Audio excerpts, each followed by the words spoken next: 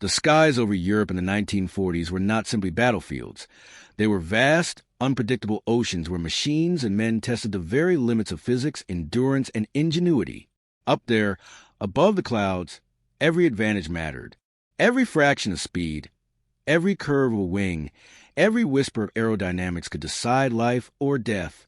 And among the many aircraft that roared through that deadly sky, there was one machine that left the Germans baffled, infuriated, and at times humiliated. That machine was the Lockheed P-38 Lightning. At first glance, the P-38 didn't look like anything else in the war. Its twin booms, long nose, and sleek silhouette gave it an alien profile compared to the traditional fighters that crowded the airfields of both Allies and Axis powers. To German pilots accustomed to the elegant, razor-thin Messerschmitt Bf 109 or the sturdy, predatory Focke-Wulf 190, the Lightning was something different, a predator with two tails, almost like a creature pulled from some futuristic sketchbook. And yet, its design was no accident. Every line, every curve, was born from one bold question. How could America build a fighter faster, deadlier, and more versatile than anything else in the sky? By 1937, when Lockheed's young engineer Clarence Kelly Johnson first sketched the concept that would become the P-38, the world was teetering on the edge of war. The United States wasn't yet fighting, but the whispers of conflict in Europe were already too loud to ignore. Johnson's idea was audacious, a high-altitude interceptor, capable of extreme speed, range, and firepower. It would be powered not by one engine, but by two. It would climb faster than anything else, reach higher than anything else, and carry weapons heavy enough to tear bombers and fighters alike from the sky. And so, the P-38 Lightning was born. When the first prototypes took flight, they stunned observers. The Lightning was not just fast, it was blisteringly fast. In test runs, it shattered speed records, climbing over 400 miles per hour when most fighters were still struggling to reach 350. Its engines, the powerful Allison V-1710s, howled a distinct note that pilots would later recall as unforgettable, a kind of snarling growl that echoed across the sky. Its heavy armament of 4.50 caliber machine guns and a 20mm cannon, all concentrated in the nose, meant the Lightning could shred enemies at long range with devastating accuracy. Unlike wing-mounted guns, which converge at a set distance, the Lightning's nose battery delivered tight, lethal fire across the entire forward arc. But speed and firepower were only part of the story. The Lightning's range was unmatched. With drop tanks, it could escort bombers deep into enemy territory long before the famous P-51 Mustang appeared. This ability to stay with the lumbering B-17s and B-24s over Europe was a lifeline for Allied crews. German fighter pilots soon learned to fear the silhouette of those twin tails cutting through the clouds. Yet, for all its brilliance, the Lightning had a dark secret, a flaw so dangerous that it nearly cost countless American lives. That flaw was its tendency to compress in high-speed dives. You see, during the early years of World War II, pilots pushed their machines harder and faster than ever before. A dive wasn't just a maneuver. It was an escape, an attack, a last-second gamble to break free or deliver a killing blow. But as aircraft speeds climbed closer to the limits of physics, strange and terrifying phenomena began to appear. Pilots found themselves unable to pull out of dives. Control surfaces froze, elevators became useless, and once stable planes transformed into missiles plunging toward the Earth. The P-38 was particularly prone to this deadly trap. When Lightning pilots dove past 500 miles per hour, shock waves built along the wings. The air no longer flowed smoothly. It compressed. And suddenly, the controls locked. Many young flyers never returned from these dives. To their squadron mates, it seemed as though the Lightning itself had betrayed them. For German pilots, this flaw was an opportunity. Luftwaffe aces quickly spread word, bait the Lightning into a dive, then watch as it struggled, unable to recover, against the nimble Messerschmitt 109. With its lighter frame and proven handling, the P-38 seemed clumsy. The Germans grew cocky. They believed the American twin-boom fighter was too heavy, too unwieldy, to ever match their thoroughbreds. But what they did not know was that American engineers were already working in secret on a solution, a small, almost invisible innovation that would change everything. It would be called the dive recovery flap. This humble device, tucked neatly beneath the wings of the P-38, would alter airflow, restore lift, and allow pilots to pull out of dives that once spelled certain death. It was an innovation born not from theory alone, but from the desperate testimonies of pilots who had barely escaped with their lives. And when it finally entered combat, the Germans would be stunned. No longer was the Lightning a lumbering twin-engine giant.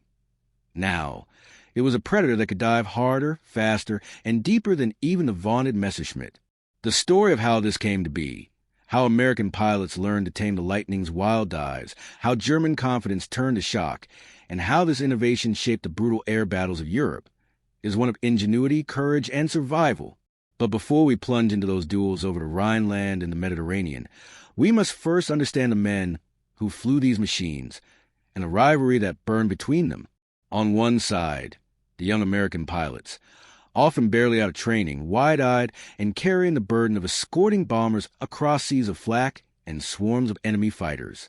On the other, the hardened Luftwaffe veterans, many of them survivors of the Spanish Civil War, men who had tasted victory over Poland, France, and the early days of the Battle of Britain.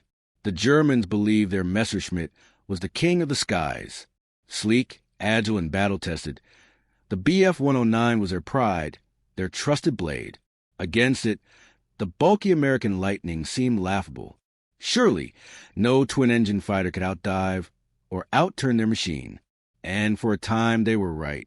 But war is a crucible where overconfidence can be fatal. As the conflict deepened, the Lightning evolved. The engineers refined it, the pilots adapted, and the dive recovery flaps, small, almost unnoticed, emerged as the weapon that tipped the balance. What followed was a series of encounters that left German pilots bewildered, their tactics shattered, their arrogance stripped away by the very machine they had mocked. The Americans had learned to dive with the Lightning, and the skies over Europe would never be the same again. The first time German pilots realized something had changed, the skies over Europe were a patchwork of clouds and contrails, a place where bomber streams stretched like endless scars across the horizon. American formations were pushing deeper into the Reich, and the Luftwaffe was straining to meet them. For months, their Messerschmitts had relied on familiar tricks, luring the Lightning into dives, then breaking away as the heavy American twin-boom fighters locked up and plummeted. The tactic was reliable, brutal, and predictable. But then, almost overnight, it stopped working.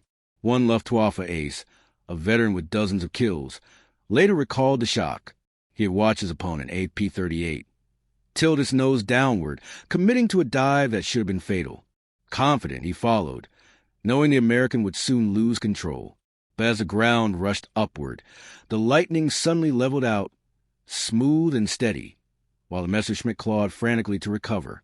The German barely managed to pull out in time, his airframe shuddering, his confidence shaken. Something was different. The rules had changed. That difference was the dive recovery flap. The flap itself was deceptively simple. Mounted beneath the wing, it deployed during a dive, altering the airflow and preventing the deadly shock waves that froze the Lightning's controls. Pilots reported that with the flaps extended, they could push the P-38 past 500 miles per hour and still retain control, something unheard of in earlier versions. What had once been a death trap was now a weapon, and in air combat, a weapon that surprised the enemy was worth its weight in gold. For the Americans, this was nothing short of revolutionary. Before the modification, young flyers often lived in dread of the Lightning's dives. Training films showed them diagrams of compressibility zones, warning them never to push the aircraft too fast, never to tempt fate with a steep plunge. Many did anyway, either out of necessity or desperation. Too often, their stories ended in tragedy. But with the flaps, that fear lifted. Pilots could now use the dive as a tactic rather than a gamble. The tables were beginning to turn. German pilots, meanwhile, were left scrambling to explain what was happening. The Messerschmitt Bf 109 had always been a superb diving aircraft within its own envelope. Its lightweight tight controls and clean aerodynamics made it a natural predator when pitched downward. The Focke-Wulf 190, too, could dive hard, hammering its prey with cannon fire before pulling up to safety. Against early P-38s, these fighters had held the advantage. But against Lightnings equipped with dive recovery flaps, their supremacy vanished. The Americans wasted no time exploiting this. Lightning pilots soon developed new tactics, baiting the Germans into dive duels, and then outmatching them at speeds they could no longer follow. One squadron report described the shock of seeing enemy fighters break off in confusion, unwilling to push their planes further once the P-38 stayed firmly in control. For the first time, the Lightning wasn't simply surviving. It was dictating the terms of the fight. But the dive flap was only part of the P-38's evolving reputation. The Lightning had other qualities the Germans never fully appreciated, and in combat, these traits became deadly surprises. Take, for instance, its range. While the Messerschmitt and Focke-Wulf were tethered to their airfields, limited by fuel and endurance, the P-38 could stay in the air for hours. With drop tanks, it escorted bombers deep into enemy territory, from the beaches of Normandy to the heart of Germany. German pilots often returned home to refuel, only to find the same Lightnings waiting when they climbed back into sky. To the Luftwaffe, this persistence was maddening, a shadow they could not shake. Then there was its firepower. The concentrated nose armament gave the P-38 an edge and accuracy that wing-mounted guns could never match. Luftwaffe pilots complained that the Lightning's bursts were devastating even from long range, tearing apart their fragile fighters with a single pass. The nose battery meant that American pilots didn't have to worry about convergence or carefully timing their shots. They simply aimed and fired, and the results spoke for themselves. The Germans also underestimated the Lightning's versatility. This was not just a fighter. It was a reconnaissance platform, a bomber escort, a ground attacker, even a pathfinder. P-38s carried cameras over the Reich, mapping factories and rail yards. They strafed convoys and cut down German armor on the move. They led bomber groups through cloud banks, guiding them to their targets. To Luftwaffe commanders, it seemed that no matter where they looked, the twin-boom silhouette appeared. And yet, for all these qualities, the Lightning had always been mocked by German propaganda. Nazi broadcasts described it as clumsy, fragile, even cowardly. They called it der Gabelschwanzteufel, the fork-tailed devil, a name meant to intimidate but also to belittle. German pilots laughed at its bulk, its twin engines, its odd design. But as the dive recovery flap spread across Lightning squadrons, that laughter quieted. The fork-tailed devil was living up to its name. Still, there's an irony here. The Germans, for all their engineering brilliance, had also wrestled with the very same problem of compressibility. Their jets, the Me-262, and even their rocket fighter, the Me-163, suffered similar issues at extreme speeds.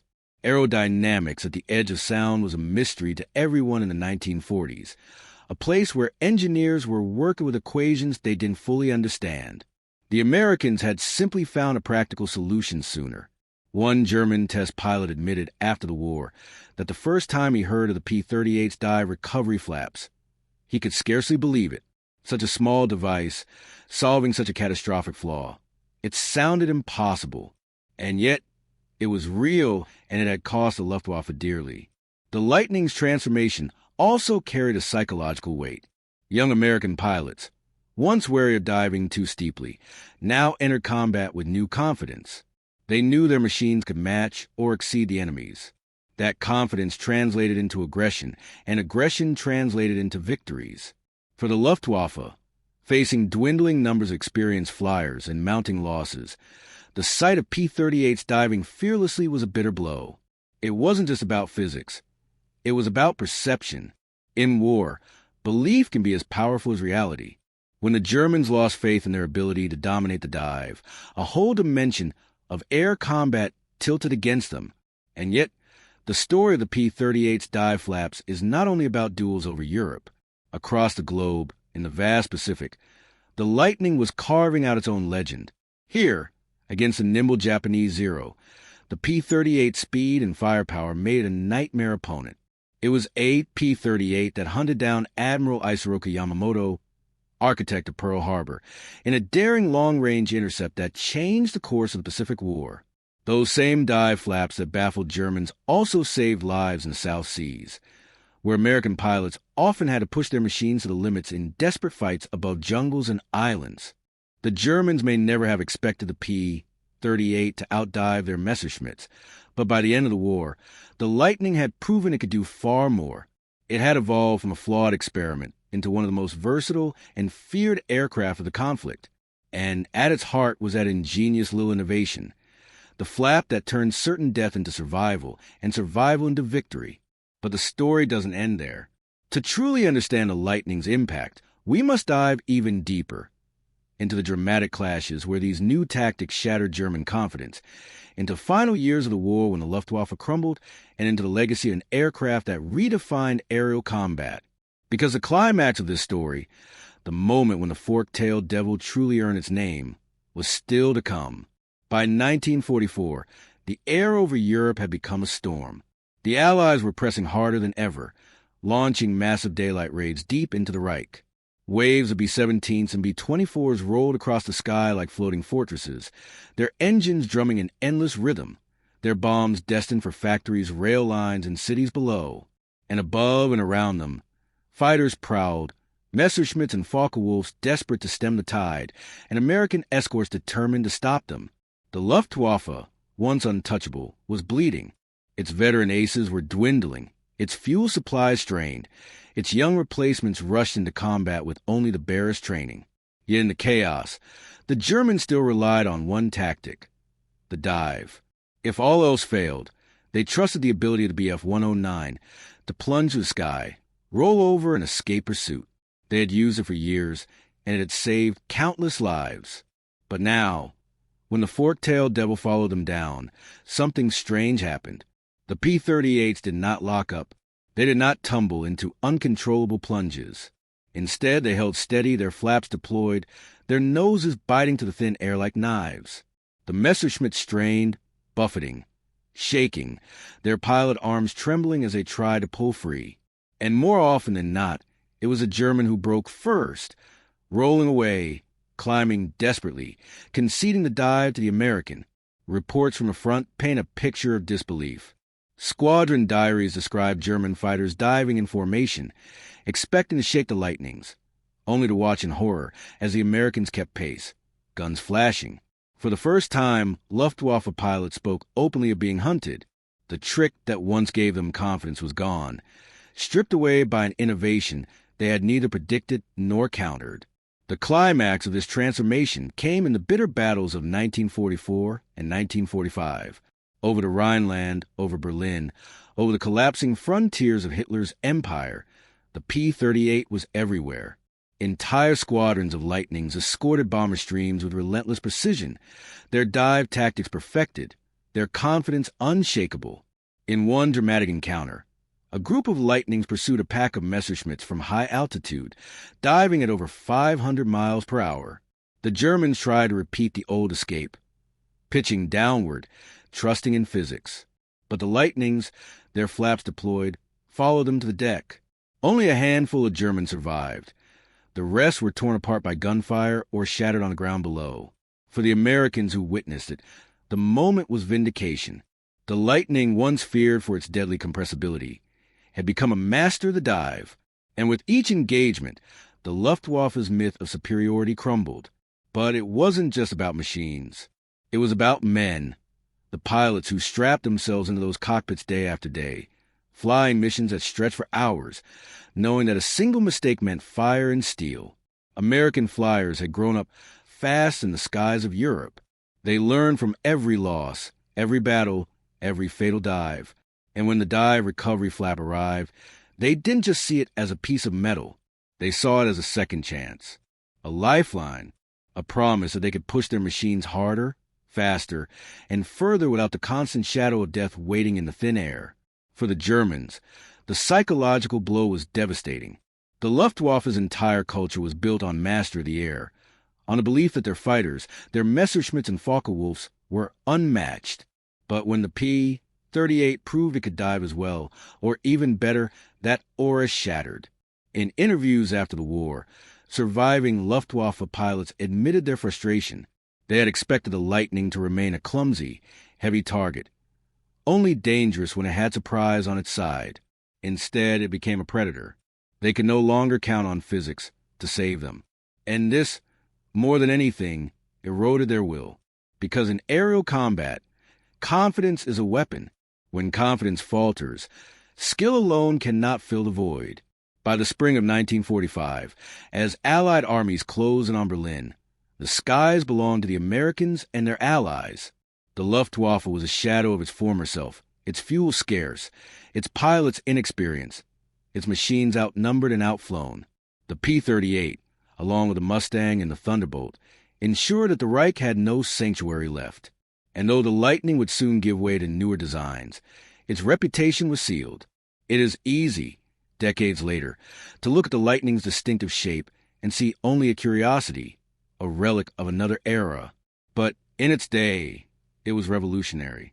The twin-boom design, the heavy nose armament, the sheer range and versatility, it was unlike anything else in the war.